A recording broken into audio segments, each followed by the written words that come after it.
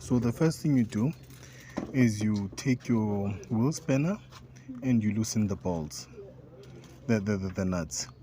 You don't make them too loose, and then once they're a bit loose, they're movable, then you put in your jack and you jack the car up and balance it. It's advisable to balance it with a trestle jack after that, so that it doesn't move while taking out the wheel. Then you proceed in taking out the wheel. And another thing, make sure that your handbrake is off, meaning that it's down. Once you've disengaged the handbrake, you've taken out the tire, or leave the car in gear, and please just choke your wheel so that the car doesn't move and injure you. Then once the wheel is off, you need to remove the drum or that cover, whatever you want to call it. Yeah. Once you've removed the drum, then you get preferably a long nose pliers, or if you have the tool, there's a certain ply that you can buy that'll just compress the spring, and you take it out. You start with that top big spring. Once that is done, I'm using this tube. You depress this pin. It's got sort of a spring. While you're depressing with one hand at the back, you sort of move the pin at the back. It's got a screw head or bolt head type of thing, and as you depress, it becomes loose. You just twist it around so that the spring can unhook. You then proceed. You push the one left, the one shoe. You push it towards your left. You push it outwards.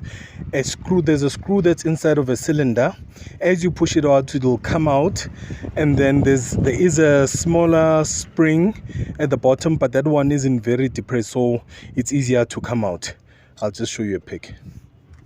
So repeat the process. Depress the pin that has a spring underneath with a cylinder or a tube-like thingy, and as you press it down at the back, hold the head and move it in the opposite direction, and then the pin will just come out and the spring will fall out. Once that is done, then you just the shoe will just move out of its place. Now it will only be hanging by the handbrake cable. With the handbrake cable, what you need to do, you need to lift. It's got a spring type of thing. You need to lift the spring mechanism out, and then you just push it out. Once you've done that, just blow out the cylinder, just blow out the exposed drum now, either with a compressor. If you don't have that, you can use any paintbrush or any hard brush just to remove any debris or dust or soil, etc., etc. We now begin with the reassembly. What's easier, as you open the new brake shoes, match the old one and the new one. We'll start with the one that has got an arm type of thing coming out, and then you remove the spring and the cylinder on top, and you put it exactly in the same spot on the new one. I'll just take a picture. You will then once you've taken out the cylinder mechanism, it's easier when you just pull it out and the spring will just come out, as opposed to trying to pull out the spring. As you sort of push it out, the spring will become loose and come out. You will put it in. If you check the picture, there's like indentation. There's like a triangular piece coming out from the brake shoe, from the silver part, and there's like a little dot or spot. It goes in between that, and then the spring goes into the hole of the whole tube mechanism, as per the picture. I have the tube on my left hand.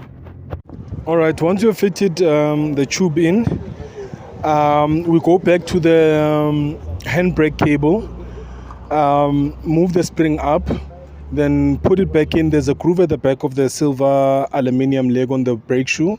You just put it in, and then you'll be putting in, remember that pin that was depressed out, you reverse engineer the same thing. So you put the pin at the back, put the spring on top, then you put the insert on top of the spring, then force it in at the back of the shoe or the back of the brake drum.